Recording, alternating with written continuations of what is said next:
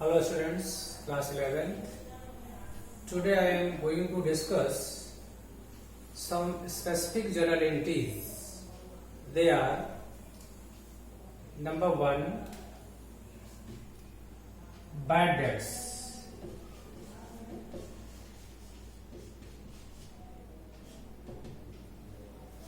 As you know, bad debts the amount that is irrecoverable from the debtors. जो debtor से amount नहीं मिलने वाली है, दैट मीन्स जो पैसा आपका डूब गया है, which you have given to your debtors on credit and now it is finally clear that it will be not received, then you have to make an entry for it, and the entry will be bad debts account debit to debtors account. Bad debts account debit to debtors account. Debtor means customer. तो suppose करिए कोई amount Ram से मिलनी थी, आपने राम को उधार दिया था, अब ये श्योर हो गया कि आपको राम से अमाउंट मिलने वाली नहीं है, then you have to pass an entry for it and the entry will be here bad debts account debit to Ram. तो अगर आपको नेम कंप्लीट नेम पता है, then you have to mention here name. If not clear, then bad debts account debit to debtors account. This is the entry for bad debts. The second entry, suppose this amount is recovered. मान लीजिए आपने किसी amount को bad debts में डाल दिया था और after some time it is recovered from that person, that customer. तो अगर आप जब से आपने उसको बैड डेट्स में डाल दिया, आपने मान लिया कि पैसा नहीं मिलेगा, लेकिन after some time that is recovered, ये मिल गया. अगर मिल गया तो क्या एंट्री करेंगे? तो इसकी एंट्री होगी बैंक अकाउंट डेबिट और कैश अकाउंट. बैंक लिखिए या कैश, बैंक और cash account debit to bad debts recovered account. तीन तो जाएगी to bad debts recovered account.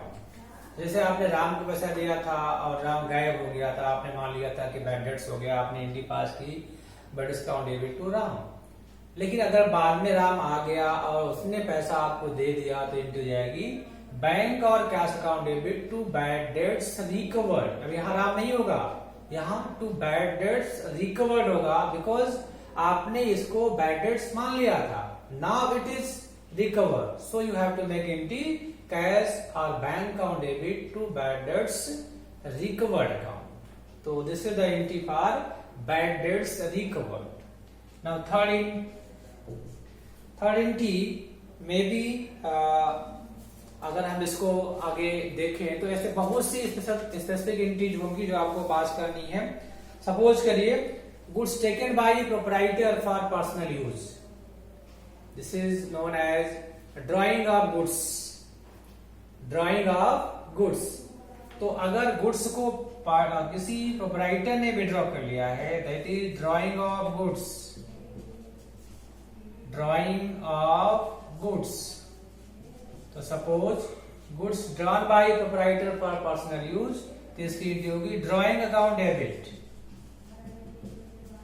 Drawings account debit and goods given, goods going out from business. तो जब भी हम गुड्स को कोई प्रोप्राइटर विड्रॉ करता है या गुड्स का लॉस होता है या गुड्स ऐसे सैंपल में आपने डिस्ट्रीब्यूट कर दिया, तो इस केस में आपका परचेज रिड्यूस होगा. ध्यान दीजिएगा, इन सारी केसेस में परचेज क्रेडिट होगा, क्योंकि आपका परचेज रिड्यूस हो रहा है. ये सेल नहीं है, ये रिटर्न नहीं है, ये आपने अपने पर्सनल यूज में लिया है या इसका लॉस हो गया है या आपने सैंपल में इसको फ्री डिस्ट्रीब्यूट कर दिया है, तो आपका जो है वो परचेज रिड्यूस हो रहा है. उस केस में आपको यहाँ परचेज को क्रेडिट करना है. तो to purchase account, to purchase account. This is drawing of goods. To include की drawings account debit to purchase account. अब ऐसे ही आप सपोज करिए कि गुड्स का लॉस हो गया, लॉस ऑफ गुड्स। तो अगर लॉस ऑफ गुड्स हुआ है तो क्या एंट्री होगी, लॉस। अब लॉस ऑफ गुड्स कैसे हुआ, loss by fire, loss by accident, that account debit to purchase account, to purchase account, to purchase account. देखिए यहां भी परचेज क्रेडिट हो रहा है। अगर आपने गुड्स को गुड्स आपका लॉस हो गया है, loss by theft, loss by fire, loss by accident, then loss by, ठीक, that is the account debit and to purchase account. अब देखिए ऐसे हम और आगे लेते हैं, इनको देखते जाइए। सपोज करिए कि गुड्स को आपने चैरिटी में दे दिया है, goods given in charity, goods को आपने चैरिटी में दे दिया या सैंपल में डिस्ट्रीब्यूट कर दिया। तो ध्यान दीजिएगा, अगर आपने गुड्स को चैरिटी में दिया है तो इंडिया की charity account debit, charity account debit. अगर आपने सैंपल में दिया है तो सैंपल मीन्स आपने उसको यूज किया किसके लिए, फॉर द एडवर्टीजमेंट। तो कह सकते हो advertisement expenses, advertisement expenses account debit. तो अगर चैरिटी में दिया तो goods given in charity, charity account debit, goods given in sample, advertisement expenses account debit. और यहां भी क्रेडिट क्या होगा, टू परचेज अकाउंट, यहां भी क्रेडिट क्या होगा, परचेज अकाउंट। यहां भी आपका परचेज रिड्यूस हो रहा है, आपका स्टॉक रिड्यूस हो रहा है, लेकिन ये सेल नहीं है, रिटर्न नहीं है, तो that is the reduce in purchase. और जब भी परचेज रिड्यूस होगा, आपको पता है परचेज एक्सपेंस है, अगर वो क्या होता है, रिड्यूस होता है, तो हम क्या करें, उसको क्रेडिट करते हैं, क्योंकि आपको पता है रूल्स ऑफ एक्सपेंस। अगर वो इंक्रीज करता है तो डेबिट, और अगर वो क्या होता है डिक्रीज तो क्रेडिट करते हैं। तो यहाँ परचेज आपका डिक्रीज हो रहा है, जैसे अभी हुआ था, लॉस हुआ तो डिक्रीज हुआ। गुड्स इन ड्राइंग, अगर उसको पर्सनली ओनर या प्रोप्राइटर ने ले लिया है तो वहां भी आपका गुड्स रिड्यूस हो रहा है, आपका परचेज रिड्यूस हो रहा है। तो परचेज क्रेडिट, जब भी परचेज रिड्यूस होगा परचेज विल बी क्रेडिटेड। तो यहाँ भी परचेज क्या होगा, क्रेडिट होगा। तो अब ऐसे हो सकता है कि आपने गुड्स को कहीं अपने एसेट बनाने में यूज कर लिया हो। सपोज करिए goods used in making the furniture, goods used in manufacturing the machine या एस्टेब्लिशिंग द मशीन।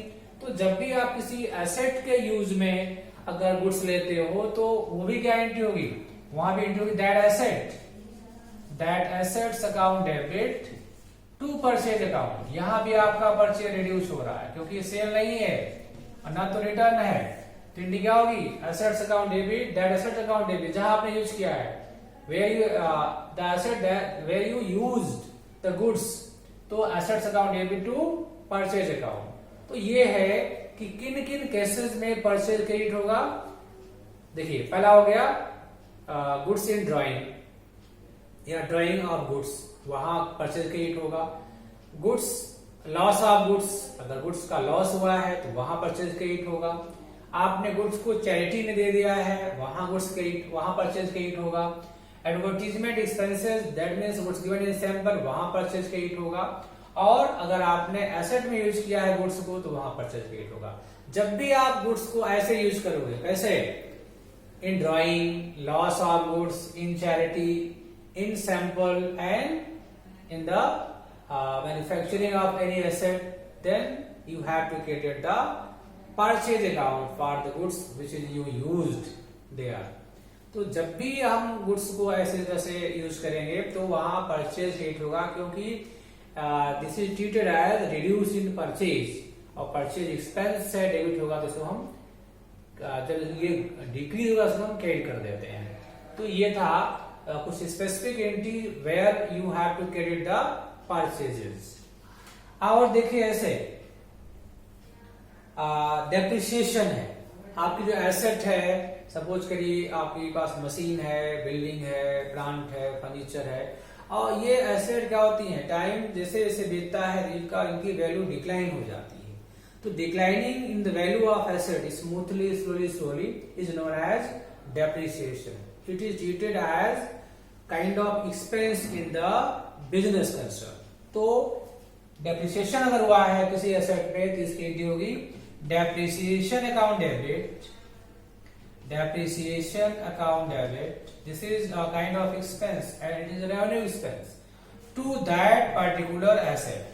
तो अगर किसी एसेट में डेप्रिसिएशन हो रहा है तो वो एसेट क्रेडिट हो जाएगी, क्योंकि एसेट डिक्लाइन हो रही है। और एसेट पता है आपको, एसेट क्या है, इसका रूल क्या है, debit the increases, credit the decreases. तो here asset decreases due to depreciation, तो एसेट क्रेडिट हो जाएगी। और depreciation is the expense. Expense क्या होता है, जब बढ़ेगा डेबिट होगा। या अगर हम इसको ट्रीट करें एज अ नॉमिनल अकाउंट तो रूल्स क्या है, एक्सपेंस डेबिट होता है, तो एक्सपेंस डेबिट कर दिया, depreciation account debit to assets account. ऐसे ही होता है, सपोज करिए आउटस्टैंडिंग एक्सपेंसेस। जैसे आपने मान लीजिए मजदूर से काम कराया, उसका पेमेंट नहीं किया, एम्प्लॉय से काम लिया लेकिन उसका आपने सैलरी पेमेंट नहीं किया। तो जब भी आप किसी एक्सपेंस उसकी सर्विसेज ले चुके होते हैं लेकिन पेमेंट नहीं करते, तो such types of payments are known as outstanding payment. Suppose करिए एग्जांपल लेकर के कि वेजेज आपने पेमेंट नहीं की, मजदूरी आपने नहीं दी है, नहीं दी हमें देना है, तो ये लायबिलिटी क्रिएट करती है। सैलरी नहीं दिया है, देना है, तो सैलरी आउटस्टैंडिंग हो जाएगी और ये लायबिलिटी बन जाती है। तो जब भी कोई एक्सपेंस आउटस्टैंडिंग होगा तो उसकी एंट्री होगी that expenses account debit to outstanding expenses account, to outstanding expenses account। जब भी कोई expense, for example wages outstanding है, क्या लिखोगे, outstanding wages account debit, wages account debit to outstanding wages. Salary outstanding है, salary account debit to outstanding salary. Rent outstanding है, rent account debit to outstanding rent. तो जब भी कोई expense outstanding में होगा, अनपेड है, तो उसके लिए आप एंट्री पास करोगे। अब इसका रिवर्स ले लीजिए, कोई एक्सपेंस प्रीपेड है, आपने पहले पेड किया, आपने सर्विस नहीं ली, एडवांस पेमेंट कर दिया, उसे बोलते हैं प्रीपेड और एडवांस पेड। तो उस केस में क्या एंट्री होगी, उसके एंट्री होगी प्रीपेड एक्सपेंस या advance expense, prepaid expense account debit to expenses account, that expenses. Suppose करिए इंश्योरेंस प्रीपेड है, तो एंट्री होगी prepaid insurance account debit to insurance account. Rent prepaid है, तो prepaid rent account debit to rent account. तो जब भी कोई एक्सपेंस प्रीपेड होगा तो prepaid expense account debit to that particular expense account, ये इसकी एंट्री पास होगी। अब ऐसे ही होता है इनकम के बारे में। इनकम में क्या हो सकता है, सपोज करिए आपने अर्न किया, आपने कमाया लेकिन आपको मिला नहीं, उसे बोलते हैं एक्रूड इनकम या अर्न इनकम। तो उसकी एंट्री पास होती है। सपोज करिए कि इंटरेस्ट आपने अर्न किया और वो मिला नहीं, आपने कमा तो लिया लेकिन मिला नहीं है। तो जब भी कोई इंटरेस्ट कोई इनकम एक्रूड होगी तो उसकी एंट्री होगी एक्रूड इनकम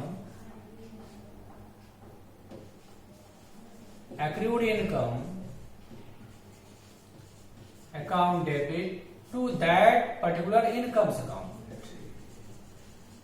फॉर एग्जाम्पल अगर इंटरेस्ट एक्रूड है तो इसकी एंट्री होगी accrued interest account debit to interest account. Suppose commission accrued है तो एक्रूड और अर्न, जिसे अर्न भी कहते हैं, एक्रूड कहिए या अर्न कहिए, earn commission account debit to commission account और accrued commission account debit to commission account. जब भी कोई इनकम आपने अर्न कर लिया है लेकिन रिसीव नहीं हुआ है अभी तक, तो इसकी एंट्री हो जाएगी accrued income account debit to that income account.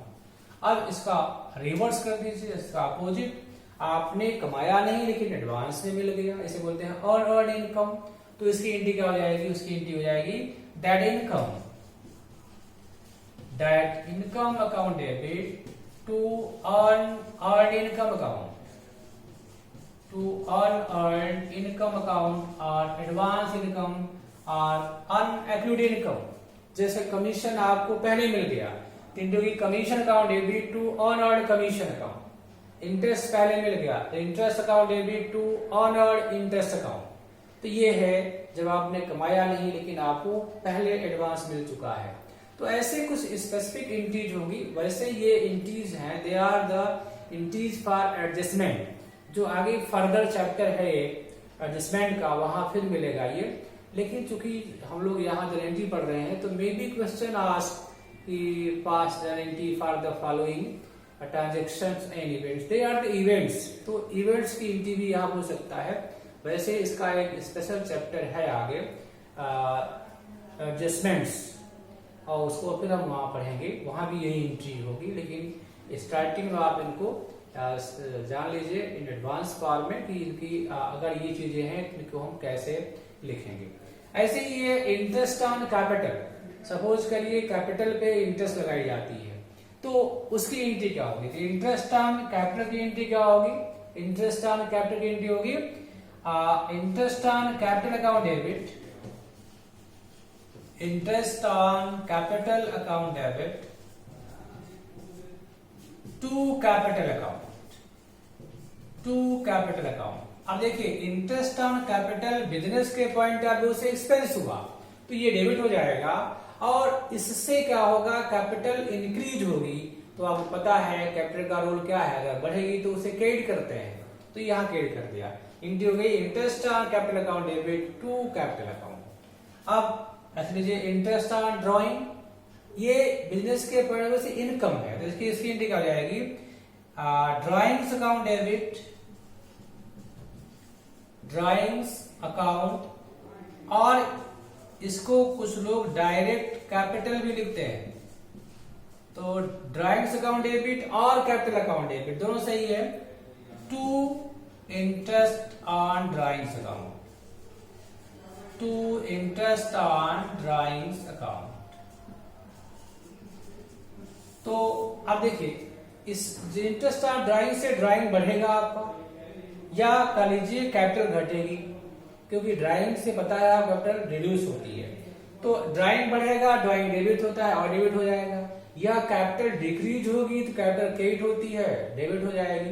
तो ड्राइंग्स अकाउंट डेबिट और capital account debit to interest on drawing, और ये इनकम है बिजनेस के लिए, से क्रेडिट हो जाएगा। तो this is the entry for interest on drawing. ऐसे इंटरेस्ट ऑन लोन है, तो लोन जो आपने लोन लिया है उस पर आपको इंटरेस्ट देना है। अब मान लीजिए ड्यू है, दिया नहीं आपने, ड्यू है, तो अगर इंटरेस्ट ड्यू ऑन लोन है तो इसकी एंट्री हो जाएगी interest on loan account debit to loan account, क्योंकि यहां आपका लोन बढ़ेगा, जैसे ही इंटरेस्ट लगेगा लोन पे तो लोन इंक्रीज करेगा, लोन लायबिलिटी है, इंक्रीज करेगा तो क्रेडिट हो जाएगा। और इंटरेस्ट ऑन लोन बिजनेस के पॉइंट ऑफ व्यू से एक्सपेंस है, एक्सपेंस क्या होता है? डेबिट होता है, तो interest on loan account debit to loan account हो जाएगा। तो these are some specific entries which you have to pass as per given the question in your books। तो इसको आप करना सीखिए, try to learn and try to do them in your copy। Thank you।